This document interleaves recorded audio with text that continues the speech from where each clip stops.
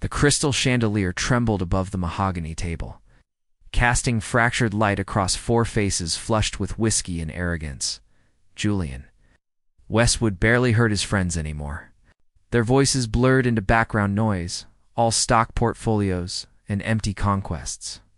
He stared at the amber liquid in his glass, wondering when success had started tasting like ash. "You're not even listening." Thomas snapped his fingers in Julian's face. "What's wrong with you?" The study door opened. Emma Rodriguez entered, silent as smoke, carrying a silver tray. 3 years she'd worked here. 3 years of polite distance?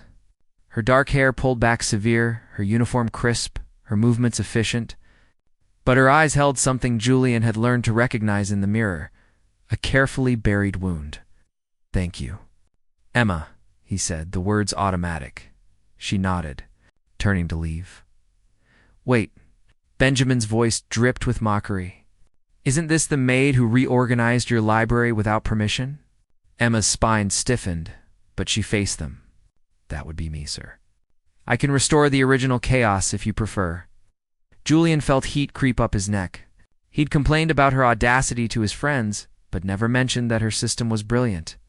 That he'd found annotations in his first edition Pride and Prejudice he'd never noticed before. That she understood his collection better than he did.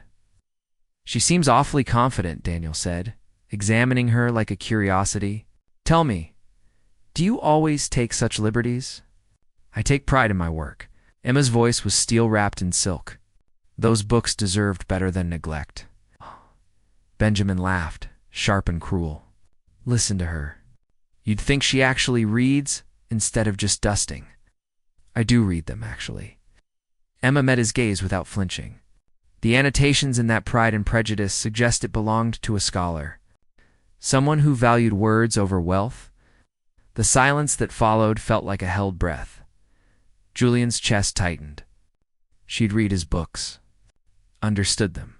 Cared for them like they mattered. "Well, isn't she full of surprises?" Thomas said. "Where'd you find this one, Julian?" "I found the position myself 3 years ago." Emma's chin lifted. "Now, if you'll excuse me, I have actual work to do." She left like a queen dismissing courtiers. Benjamin's eyes glittered with malice. Someone should teach that girl her place. She was perfectly respectful. Julian heard himself say, defensive in a way that surprised him. "Please." Daniel waved dismissively. "She acts like our equal. It's almost cute." Benjamin leaned forward, predatory. "This gives me an idea. Your charity gala is in 2 weeks, right? That exclusive event where everyone who matters shows up?" Julian's stomach dropped. He knew that look. "I'll bet you 50,000 you don't have the courage to invite your maid as your guest." Benjamin's grin was vicious. "Let's see how confident she is drowning among the elite in some cheap department store dress."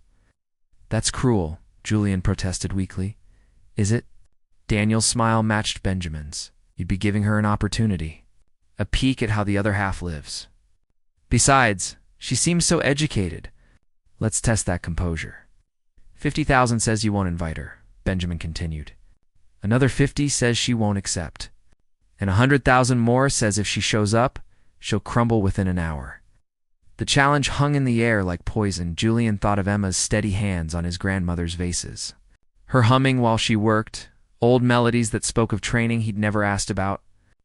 Her elegant handwriting on repair notes. The intelligence in her eyes she tried so hard to hide. "Fine." The word left his mouth before wisdom could stop it. 200,000 total. She accept. And she outshined half your shallow friends. They shook hands. The bet was sealed, but as his friends left, laughing and planning, Julian sat alone in the dark, staring at the city lights below. He'd told himself this was about winning, about proving them wrong. The lie tasted worse than the whiskey because the truth was simpler and more terrifying. He wanted to see Emma Rodriguez in that world. Wanted to watch her move through it with that quiet dignity. Wanted, perhaps, to finally see her truly see him. The next morning, he found her in the library, sunlight turning her profile to gold as she read book spines like prayers. "Emma," his voice cracked slightly. "Do you have a moment?" She turned, startled. Of course, Mr. Westwood. Is something wrong? No, I have an unusual request. My annual charity gala is in 2 weeks. I'd like you to attend as my guest. Emma's eyes widened. For the first time since he'd known her, she looked genuinely shocked. Why? The single word hung between them, sharp and demanding. Why would you do that? And Julian realized he didn't have an answer that wouldn't damn him. Emma stared at Julian Westwood, her heart hammering against her ribs. The morning light painted him in gold and shadows, but she saw past the beauty to the trap beneath. Why? She repeated, her voice harder now. Don't insult me with pretty lies. Julian's jaw tightened. For a moment, she thought he'd retreat into his usual polite distance. Instead, something cracked in his expression. Because my friends bet me $200,000 that I wouldn't invite you, that you wouldn't accept, that even if you came, you'd be out of your depth within an hour. The honesty hit like a slap. Emma's laugh was bitter, sharp enough to draw blood. So I'm entertainment. A joke for bored rich men. Yes. Julian stepped closer, his eyes burning with something she couldn't name. That's how it started.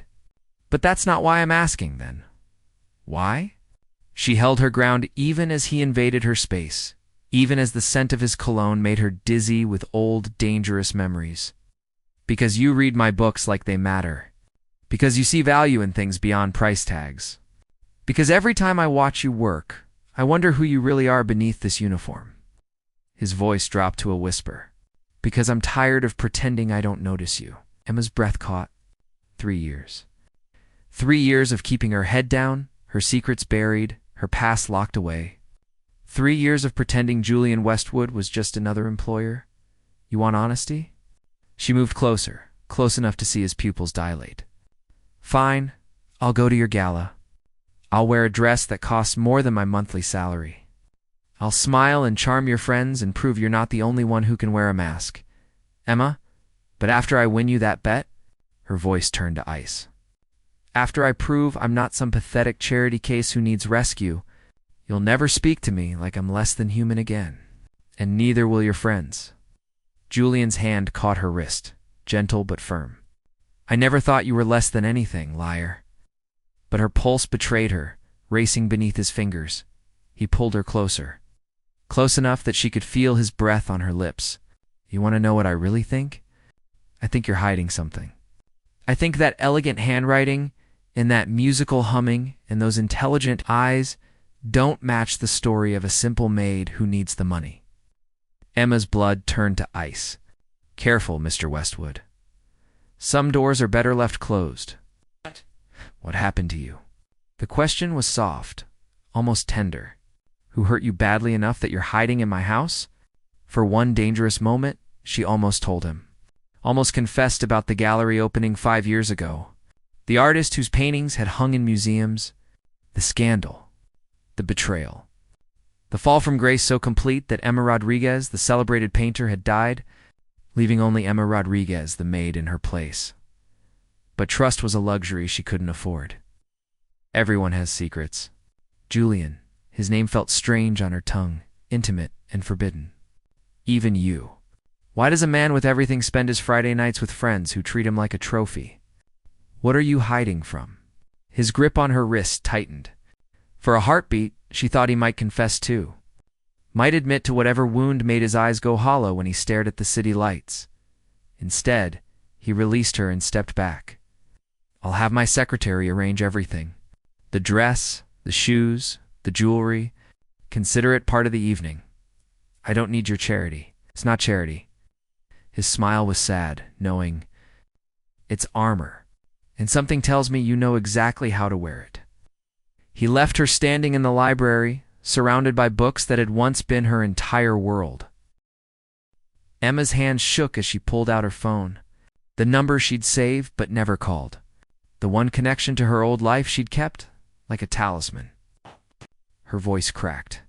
I need a favor, and it's going to cost me everything I've been hiding from. On the other end, her former assistant and only real friend laughed. Emma Rodriguez rises from the dead? This I have to see. What do you need? A dress. and the courage to stop running. Darling, you never lost your courage. You just forgot where you left it. Isabel's voice turned serious. But Emma, if you do this, if you step back into that world, everyone will know. The scandal, the betrayal, all of it. Are you ready for that? Emma looked at the book surrounding her, at the life she'd built from ashes, at the careful distance she'd maintained from a man who made her feel things she'd sworn never to feel again. No, she whispered. But I'm doing it anyway. What? She hung up and pressed her forehead against the cool glass of the window. Below, the city sprawled endless and indifferent. Somewhere in those streets, her past waited. And in 2 weeks, she'd walk back into the spotlight, wearing the truth like a weapon. The question was, would Julian Westwood still want her when he learned who she really was? Or would he become just another man who chose comfort over complexity? Emma closed her eyes and made her choice. The night of the gala arrived, wrapped in thunder and champagne promises. Julian stood at the entrance of the ballroom, his tuxedo feeling like a straitjacket. Around him, the city's elite glittered and preened, their laughter hollow, their jewelry heavy with inherited guilt. Benjamin, Thomas, and Daniel watched from across the room, their expressions hungry with anticipated humiliation. His phone buzzed. Emma's text was simple. I'm here. He turned toward the grand staircase and forgot how to breathe. Emma descended like a storm given human form. The dress was midnight blue, cut to worship every curve, with a back that plunged low enough to reveal the edge of a tattoo he'd never seen before. Her dark hair fell in waves around bare shoulders. Diamond earrings caught the light. But it was her eyes that stopped his heart, fierce, knowing, and utterly unafraid. She wasn't beautiful. She was devastating. Close your mouth, Mr. Westwood, she said, reaching the bottom step. You're making a scene, Emma. His voice sounded strangled. You look like I belong? She smiled, sharp and dangerous. Good, that was the point. She took his arm, her touch burning through expensive fabric. Together, they entered the ballroom, and Julian felt the atmosphere shift. Heads turned. Whispers rippled through the crowd like wildfire, but the whispers weren't what he expected. Is that Emma Rodriguez? The Emma Rodriguez. I thought she was dead. Julian's confusion must have shown because Emma's grip on his arm tightened. Surprised? Julian? Did you really think I was just a maid? What are they talking about? Before she could answer, a woman in red approached, her smile brittle with old wounds. Emma Rodriguez. 5 years since the scandal and you dare show your face here? Hello, Victoria. Emma's voice could cut glass. Still stealing other people's work and calling it curation? Julian's mind raced. The scandal. 5 years ago. He pulled out his phone, searched quickly, and felt the world tilt. There she was. Emma Rodriguez. Not a maid, an artist. A prodigy who'd exploded onto the international art scene at 23. Her exhibition at the Modern had been legendary. Critics called her the voice of a generation. Until her mentor, celebrated artist Marcus Chen, accused her of stealing his techniques. Of building her career on his secrets? The art world had turned on her overnight. Gallery deals evaporated. Collectors demanded refunds. Her reputation burned to ash.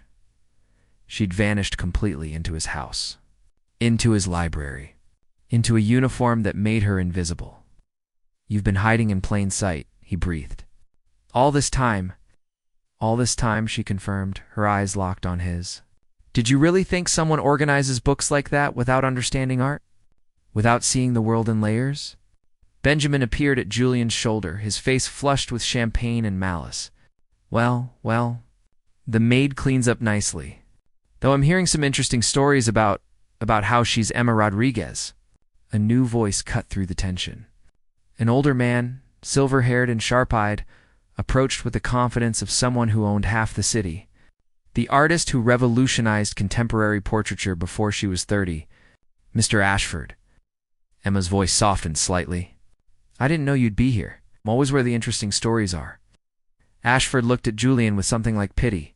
Did you know who you had working in your house, Westwood? Or were you too busy counting money to notice genius when it dusted your shelves? The words landed like accusations, Julian's phone buzzed again. A message from his secretary, forwarded from an unknown number. He opened it and felt ice flood his veins. It was a photo. Marcus Chen, Emma's former mentor, at a private party, and standing beside him, laughing, holding Chen's hand, Benjamin Carter, the timestamp. 3 weeks ago, Julian's head snapped up. Benjamin's smile faltered as he saw Julian's expression.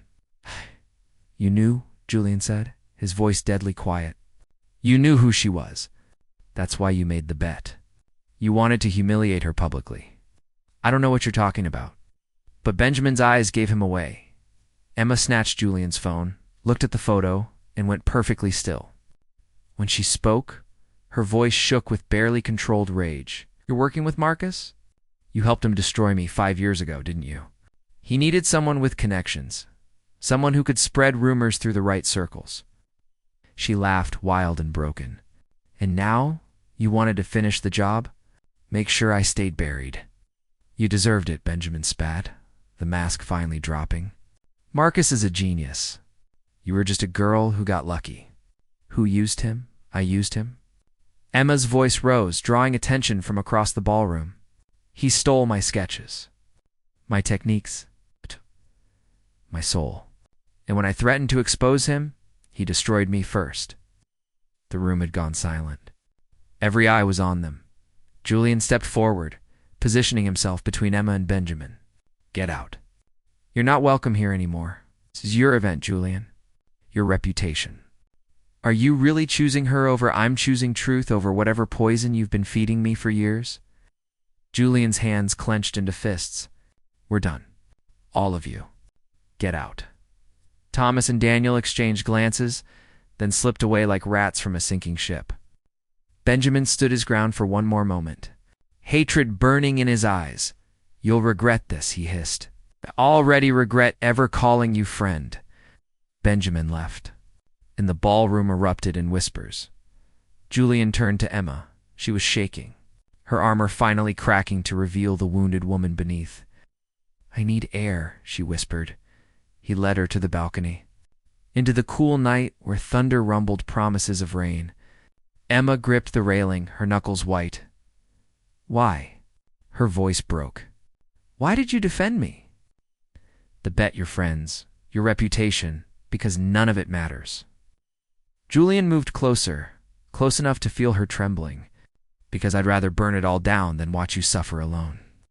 She turned to face him, tears streaming down her perfect face. "You don't even know me. Then let me learn." He cupped her face in his hands, thumbs brushing away tears. "Let me see all of you." The artist? The survivor. The woman who's been hiding in my house because the world was too cruel to let her shine. I can't. Her voice was anguished. I can't let anyone close. Not after what Marcus did. Not after he took everything and then made the world believe I was the thief. Then don't let me close. Julian's forehead touched hers. "Just let me stand beside you. Let me help you fight." For a moment, she almost believed him. Then her phone rang. She looked at the screen and went white. "It's Marcus. Don't answer it." "Put it on speaker." And Marcus Chen's smooth, cultured voice filled the night. "Hello, Emma. I hear you've made quite an entrance. I thought I'd call to congratulate you on your resurrection." He paused. "And to remind you of the contract you signed. The one that gave me rights to any work you created under my mentorship, including the 12 paintings you completed before I exposed you." Emma's breath stopped. "Those paintings were mine, my heart, my blood, and legally mine. I'm announcing a new exhibition next month. Your work under my name. Unless, of course, you'd like to publicly admit you were trained by me, that everything you created came from my teaching.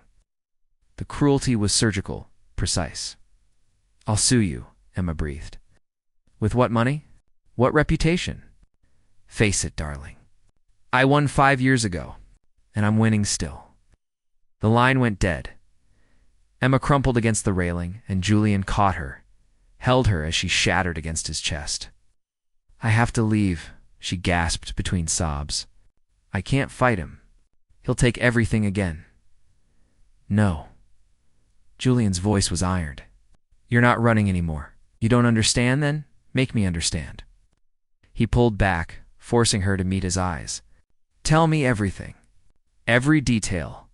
Every wound. And then let me help you burn his world to the ground. Emma looked at him, this man she barely knew. This man who'd invited her as a joke and stayed to defend her as a choice.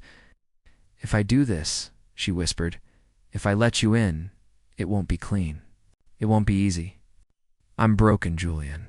Shattered in ways that don't heal. Good, his smile was savage, beautiful. So am I. She kissed him then, desperate and fierce. Tasting salt and champagne, in the beginning of something that might destroy them both, when she pulled back, her eyes blazed with new determination. Then let's be broken together. And let's make Marcus Chen regret ever teaching me how to create art, how to fight, in the distance. Thunder cracked like applause. The war began at dawn. Emma stood in Julian's study, now transformed into a command center, surrounded by legal documents, contracts, and 5 years of carefully buried evidence. Coffee stained the mahogany table.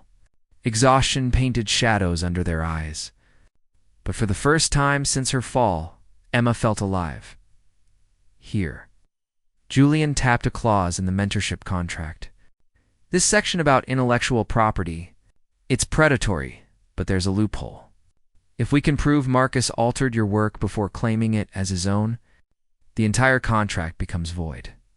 Emma leaned over his shoulder, their proximity familiar now after 3 days of barely sleeping, barely breathing, just fighting. The sketches. I kept the original sketches. Different dates, different signatures. He doesn't know I saved them. Where? She hesitated. A storage unit. Under a false name. I was paranoid even then. Julian's hand found hers. Smart. We'll need them for the deposition tomorrow. The word tasted like battle. Emma's phone buzzed. A text from Isabel. Marcus knows you're coming for him. He's threatening to release the video. The blood drained from Emma's face. What video? Julian asked, reading her expression. Emma pulled away, wrapped her arms around herself. The night before he betrayed me, we'd been drinking, celebrating what we thought was going to be my breakthrough exhibition. He convinced me to talk about my process, my inspirations. Recorded it without my knowledge. So in that video, I'm young and grateful, and I keep thanking him for teaching me everything. I basically hand him ammunition to prove I was nothing without him. Her voice cracked. If that goes public, we lose everything. Julian stood, moved to her, forced her to meet his eyes. Then we release our own video first. You, explaining exactly what he did. How he stole. How he manipulated? It'll be his word against mine. No. His smile was sharp. It'll be his word against yours and mine and every ounce of my reputation and fortune. I'm not letting him win, Emma. She searched his face, looking for the catch, the moment when this would become too much. But Julian's eyes held only fierce determination and something deeper. Something that terrified her more than Marcus ever had. Why are you doing this? She whispered. Really doing this? You could walk away. Protect your reputation. Let me drown alone, because I love you. The words hit like lightning.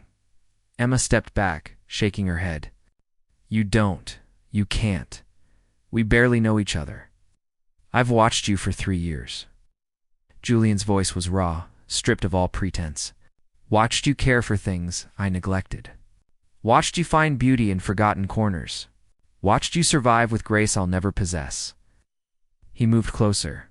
In these past 3 days fighting beside you, I've never felt more alive, more certain, more terrified. Julian, you don't have to say it back. You don't have to feel anything. But I needed you to know that I'm not helping you because of guilt or pity or some misguided sense of justice. His hand cupped her face. I'm helping you because losing you would break me in ways I don't have words for. Emma kissed him, desperate and claiming, pouring every feeling she was too afraid to voice into the press of her lips. When they broke apart, both gasping, she pressed her forehead to his. I'm scared, she admitted. Scared that if I let myself love you, Marcus will find a way to destroy that too. Hey, then we don't let him. The deposition was scheduled for 2 p.m. They had 8 hours to prepare their counterattack. But at noon, Julian's phone rang, his lawyer voice tight with panic. Julian, we have a problem. A big one. Emma watched Julian's face go pale as he listened, watched his jaw clench, watched something die in his eyes. I see, he said finally. Thank you for the warning. He hung up. Stood there silent. What is it? Emma's voice shook. Marcus made a deal with the city's largest art foundation, the one that funds half the galleries in the state. Oh, God. Julian couldn't meet her eyes. If we proceed with the lawsuit, they'll pull funding from every institution that supports us. Hundreds of artists will lose their grants. Dozens of galleries will close. The floor seemed to tilt. He's holding the entire art community hostage, Emma breathed. To protect himself. The foundation board met this morning. They've made it clear, drop the case, or they'll make sure we're responsible for destroying countless careers. Emma sank into a chair, her mind racing through implications. Young artists who needed those grants to survive. Small galleries, barely making rent. All of it gone because she wanted justice. We'll have to drop it, she heard herself say. We can't let innocent people suffer for my vendetta. Emma, no. He wins, Julian. Her voice was hollow. He always wins. Because he's willing to burn the world and I'm not. Julian knelt before her, gripping her hands. There has to be another way. There isn't, and you know it. She looked at him, really looked at him, memorizing the angles of his face. This is where it ends. Where you realize that loving me costs too much. I don't care about the cost. You should. She stood, pulling away from his touch. I need to go. Need to think. Emma, please. But she was already walking toward the door. She made it to the library before the tears came. Surrounded by books that had once brought comfort, Emma slid to the floor and let herself break. Her phone buzzed. A text from Marcus. Smart choice. I'll expect you at my studio tomorrow to discuss terms of your surrender. The cruelty was almost admirable. Emma stared at the message, at the casual way he'd destroyed her twice now, and felt something shift inside her. Something cold and calculating. She'd spent 5 years hiding, running, surviving. Maybe it was time to stop surviving and start burning. She opened her photos, found the folder she'd never deleted. Pictures of Marcus's studio from when she'd worked there, including shots of his private office. His locked cabinet, the one he never let anyone near. Years ago, she'd picked that lock out of curiosity. Found files on other artists he'd mentored. Other careers he'd destroyed when they threatened to outshine him. She'd been too scared to use the information then. Too naive to understand the game. But she wasn't that girl anymore. Emma stood, wiped her tears, and made a call. Isabel. I need you to contact every artist Marcus has mentored in the past 15 years. Every single one. And I need you to ask them one question. Did he steal from you too? Emma, what are you doing? What I should have done 5 years ago. Her voice was steel. I'm burning his empire to the ground, even if it means burning myself in the process. She hung up and turned to find Julian standing in the doorway. His expression was unreadable. How much did you hear? She asked. All of it. He stepped into the room, and she saw it then, the same cold determination in his eyes that she felt in her bones. And I'm with you, whatever it takes. Julian, the foundation can go to hell. His smile was savage. I have a better idea. One that doesn't sacrifice other artists. One that Marcus won't see coming. What? He pulled out his phone, made a call. Ashford. It's Julian Westwood. Remember that offer you made last year? The investment opportunity I turned down. He paused. I'm ready to discuss terms. But I need a favor first. A big one. Emma watched, confused, as Julian negotiated something that sounded impossible. When he hung up, he was grinning like a wolf. Richard Ashford has been trying to buy the Art Foundation for years. They've always refused because they valued their independence. Julian's eyes blazed, but he just offered them twice what they're worth. On one condition, they drop their loyalty to Marcus Chen and publicly support emerging artists instead. They'll never accept. They already did. Ashford just texted, "The deal closes in an hour." Julian moved to her, pulled her close. Marcus has no leverage now. No hostages. Just his crimes and our evidence. Emma stared at him, this man who'd just bought a foundation to protect her. "What did you give Ashford in return?" Julian's expression shifted, became carefully neutral. "My company. 49% of it. Enough to make him a major stakeholder." The air left Emma's lungs. "Julian, that's your legacy. Your empire. Everything you've built. It's just money, Emma. Just power." His hand cupped her face. "You're real. This is real. Everything else is negotiable. Can't sacrifice everything for me. Watch me." And Emma realized with dawning horror and fierce love that he meant it. That Julian Westwood would burn his world for her. Already was burning it. The question was, could she let him? Or would loving him cost them both everything they had left? Before she could answer, both their phones exploded with notifications. A video had just gone viral. Marcus Chen, in his studio, screaming at a young artist, destroying her work, claiming it as his own while she sobbed. The timestamp, 3 months ago, and the person who'd leaked it. Benjamin Carter. Emma's blood turned to ice as she read Benjamin's accompanying statement. "I was complicit in Marcus Chen's abuse for years. I helped him destroy Emma Rodriguez because I was scared of him too. This ends now." Julian looked up from his phone, his expression shocked. Benjamin just confessed everything. Named names. Provided documents. He's destroying himself to take Marcus down. Why? Emma breathed. Why would he do that? Her phone rang. "Benjamin's number," she answered. "Put it on speaker." "Emma." Benjamin's voice was thick with emotion. "I'm sorry. God, I'm so sorry. For everything. I thought I was protecting myself, but I was just a coward. Why are you doing this now?" "Because Julian was willing to lose everything for you. And I realized I've lost everything already. My honor, myself, my oldest friend." He laughed bitterly. "Might as well lose the rest trying to do one decent thing." The line went dead. Emma looked at Julian, saw her own shock reflected in his eyes. "Is this real?" she whispered. "Are we really winning?" "I don't know." Julian pulled her close, held her as the notifications kept coming. As Marcus's empire crumbled in real time, as the art world erupted with revelation and rage. But whatever happens next, we're facing it together. Emma closed her eyes and let herself believe him, and tried not to hear the voice in her head, whispering that happiness this fierce always came with a price.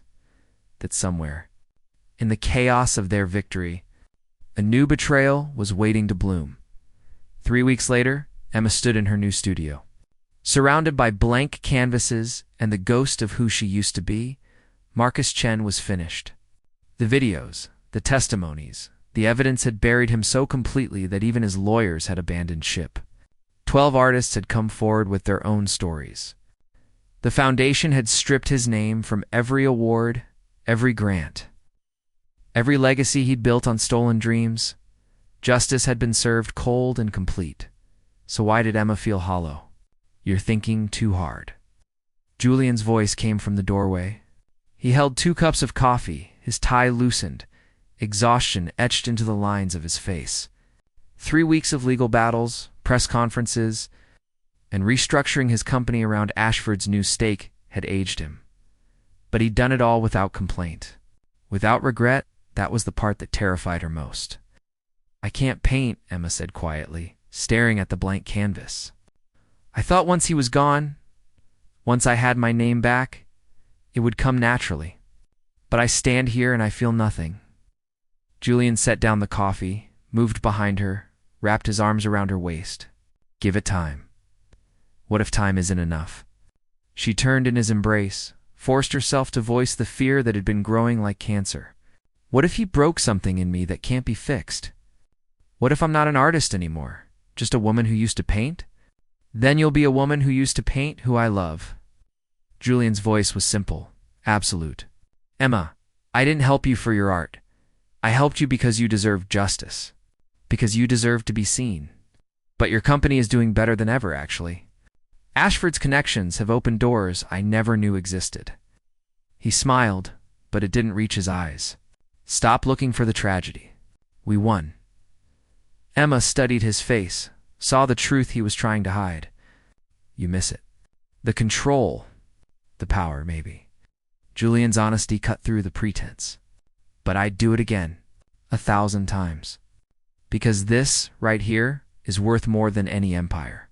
She kissed him then. Tasting coffee and sacrifice and a love so fierce it felt like drowning. Her phone rang. Isabel. You need to see this, her friend said without preamble. Now, Emma put it on speaker. Pulled up the article Isabel had just sent. The headline stopped her heart.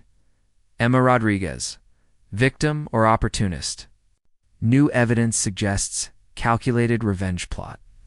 The article was vicious, detailed, and sourced from anonymous insiders. It painted Emma not as a survivor, but as a manipulator who'd used Julian's wealth and influence to destroy a mentor who'd simply tried to teach her humility. It twisted every truth into suspicion, every action into calculation. And at the bottom, quote, sources close to Westwood suggest the relationship began as a bet, that Rodriguez seduced her employer specifically to gain access to his resources for her vendetta. Emma felt the room spin. It's Marcus, Julian said immediately. One last attack.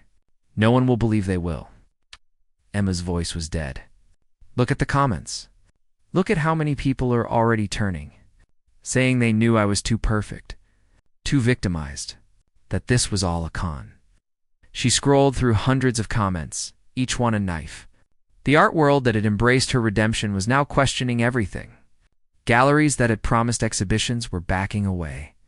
Critics who'd celebrated her were suddenly silent. We'll fight this, Julian said. Another statement. More evidence, no? Emma set down her phone. We stop right now. What? She turned to face him, this man who'd sacrificed everything. This will never end, Julian. Even with Marcus destroyed, there will always be another article, another doubt. Another person trying to tear us down because our story is too dramatic, too convenient. So what are you saying? Emma took a breath, made her choice. I'm saying I'm done fighting. I'm saying I want to disappear again. Back into anonymity. Back into a life where I don't have to justify my existence to strangers. Emma, no. And I'm saying you can't come with me. The words hung between them like an execution. Julian went very still. What are you talking about? Look at you. Emma's voice broke. 3 weeks, and you've aged 5 years. Your company is recovering, but barely. Your reputation is under constant attack, and it's all because of me. I don't care. I care. The shout echoed through the empty studio. I care that you're drowning yourself for me, that you gave up your empire, your friends, your peace. And for what?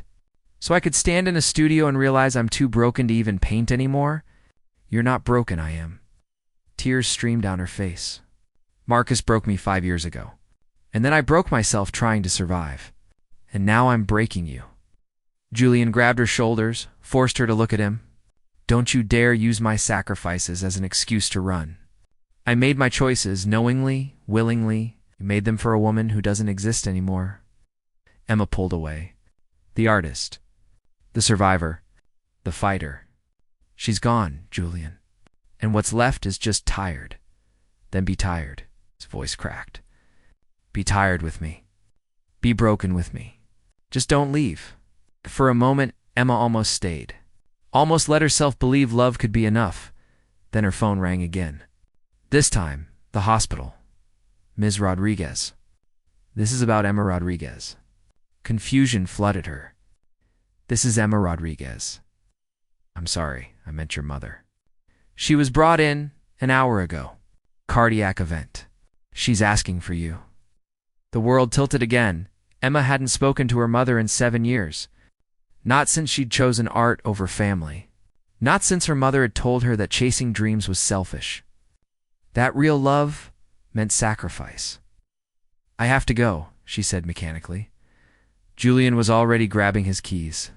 "I'll drive." The hospital was sterile and fluorescent and smelled like fear. Emma's mother looked small on the bed, tubes and monitors turning her into a stranger. "Mia," her mother whispered. "You came." "Of course I came." Emma took her mother's hand, felt how fragile it was, how easily it could break. "I saw the articles, the videos, everything." Her mother's eyes filled with tears. "I'm sorry. Sorry I didn't believe in you. Sorry I told you to be practical instead of passionate. Mom, let me finish." Her mother squeezed her hand.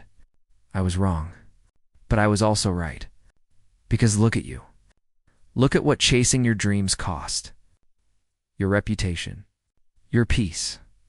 Your heart." Emma glanced back at Julian, standing in the doorway, giving them privacy. "My heart is fine, is it?" Her mother's gaze was knowing, ancient. "That man in the doorway. He loves you enough to destroy himself. And you love him enough to know you will. I don't. You're going to leave him. It wasn't a question. You're going to run because you think it will save him. Just like you ran from me. From our family. From everything that required you to stay and be uncomfortable." The accusation hit like a physical blow. "That's not fair." "Life isn't fair, Mia. But love is a choice.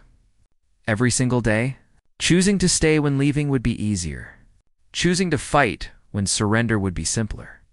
Choosing to be uncomfortable because the person beside you is worth the pain." Her mother's monitors beeped faster. The nurse appeared, asked Emma to step out for a moment. Julian caught her in the hallway. "She's going to be okay. The doctor said, I don't know how to do this." Emma's voice was small, lost. "I don't know how to choose you and not destroy us both, and choose yourself." Julian cupped her face, his thumbs brushing away tears. "Choose your art, your peace, your healing, and let me choose to walk beside you while you do." "What if I can't paint again? What if I'm not worth the sacrifice?" "Then you'll be a woman I love who doesn't paint, and I'll love you anyway. Through every failed canvas, through every moment of doubt, through every article and attack and betrayal." His voice dropped to a whisper. "But you have to choose to stay. Choose to fight. Choose me." Emma looked at him, this man who'd bet on her as a joke and stayed as a revolution. This man who'd burned his empire for her justice. This man who was offering her forever, even though forever came with no guarantees. And she thought of her mother's words, of choosing to be uncomfortable, of love as daily decision rather than grand gesture. "I'm scared," she admitted. "Good." Julian's smile was soft, real. "So am I. Let's be scared together." Emma kissed him, tasting salt and truth and the beginning of something that might actually survive. When she pulled back, she was crying and laughing and utterly terrified. "Okay," she whispered. "Okay, I'll stay. I'll fight. I'll choose this, even though it's terrifying and complicated and might destroy us both." "Thank you." They stood in that sterile hallway, holding each other while machines beeped and fluorescent lights hummed, and somewhere outside, the city continued its indifferent dance. Emma's mother recovered. The articles eventually faded. Emma's studio remained filled with blank canvases for 3 more months before she picked up a brush. But when she finally painted again, it wasn't the controlled, perfect work of before. It was messy, raw, honest. It was pain and love and sacrifice rendered in color and chaos. She called the series The Price of Truth. It sold out in an ad. Our critics called it her masterpiece. Emma called it survival. 6 months later, she and Julian stood in her new exhibition. Around them, people who'd once doubted her now celebrated her resurrection. Benjamin attended to, sober and humbled, rebuilding his own life from ashes. Even Ashford was there, admitting Julian's gamble had made them both richer in ways that transcended money. "Any regrets?" Emma asked Julian quietly, watching him survey the crowd. "None." He pulled her close. "Though I do miss the days when you were just my maid, and I could pretend I wasn't desperately in love with you." "Liar." She kissed him. You were transparent from the start, maybe. His smile was genuine now, lighter. Or maybe I just recognized someone as broken and stubborn as me. Emma looked at her paintings, at the visual representation of every wound and triumph of the past year. She thought of Marcus, now teaching art in a prison program, his empire reduced to ash. She thought of the 12 artists who'd found their voices because she'd found hers. She thought of Julian, who'd chosen love over legacy, and somehow gained both. We're not fixed, she said softly. Either of us, I know. Julian's hand found hers, but maybe that's the point. Maybe love isn't about fixing each other. Maybe it's about choosing to be beautifully, catastrophically broken together. Emma turned in his arms, saw her reflection in his eyes, and chose him again. Chose discomfort over distance. Chose truth over safety. Chose love over fear. And in a studio, filled with the evidence of her survival, Emma Rodriguez finally allowed herself to be seen, all of her, the broken pieces, the jagged edges, the scars that would never fully heal. And Julian Westwood, the man who'd bet on her as entertainment and stayed as devotion, looked at her and smiled. Beautiful, he whispered. And for the first time in 7 years, Emma believed him. The end.